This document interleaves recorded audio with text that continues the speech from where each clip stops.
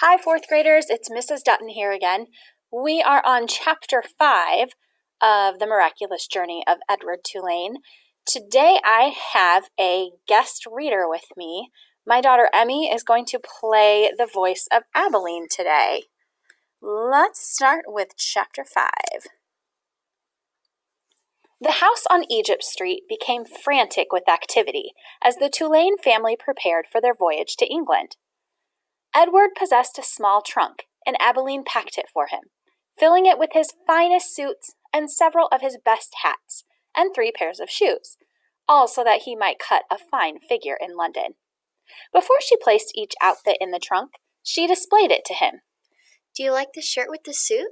she asked him, or, "Would you like to wear your black derby? You look very handsome in it.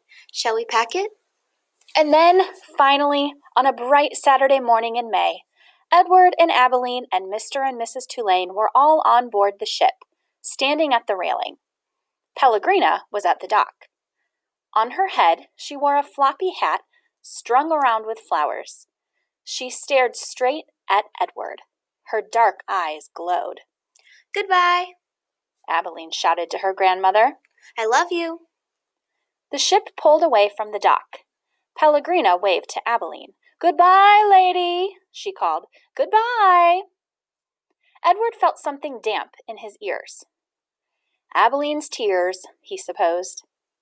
He wished that she would not hold him so tight. To be clutched so fiercely often resulted in wrinkled clothing. Finally, all the people on land, including Pellegrina, disappeared. Edward, for one, was relieved to see the last of her. As was to be expected, Edward Tulane exacted much attention on board the ship. "What a singular rabbit," said an elderly lady with 3 strings of pearls wrapped around her neck. She bent down to look more closely at Edward. "Thank you," said Abilene. Several little girls on board gave Edward deep glances full of longing. They asked Abilene if they might hold him. "No," said Abilene. "I'm afraid he's not the kind of rabbit who likes to be held by strangers." 2 young boys, brothers named Martin and Amos, took a particular interest in Edward. "What does he do?" Martin asked Abilene on their second day at sea.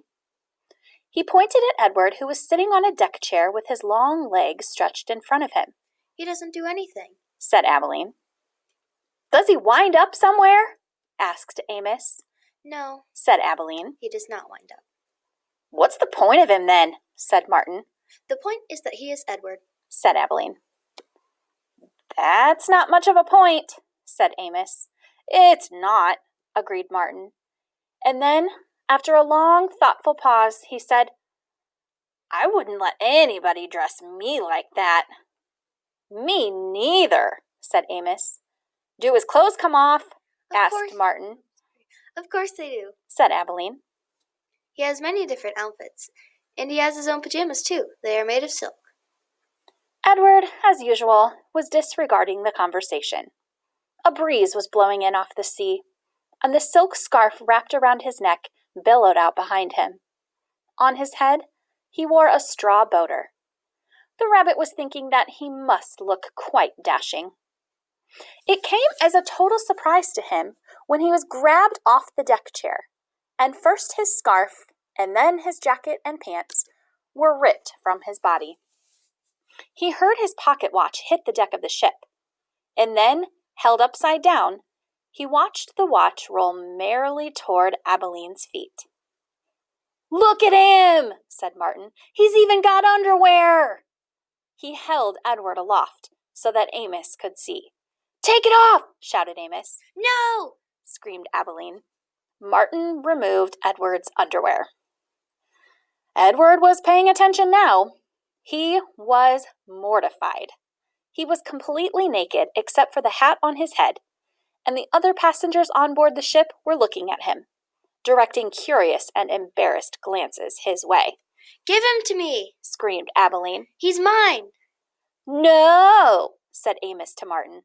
"Give him to me!" He clapped his hands together and then held them open. "Toss him!" he said.